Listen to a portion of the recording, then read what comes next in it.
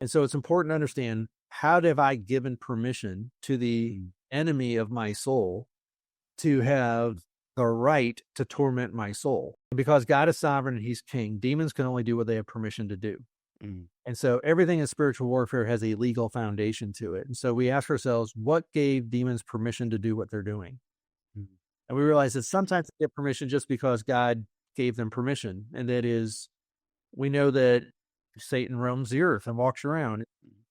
But then there are things that they get permission to do because doors have been opened to them. So it's important to understand, how have I given permission to the enemy of my soul to have the right to torment my soul?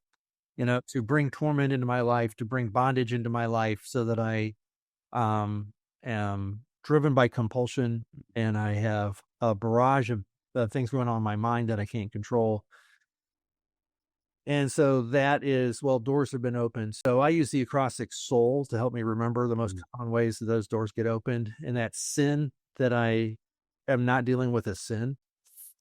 And then it's, so there's sin, there's occult activity. And then U is unforgiveness. That is, I'm staying in my bitterness instead of forgiving people. And then L is lies that I believe.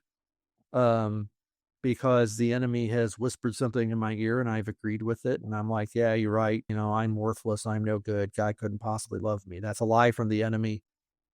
And now it's a question of what that's going to look like. And so the world, the devil, and the flesh all operate together to create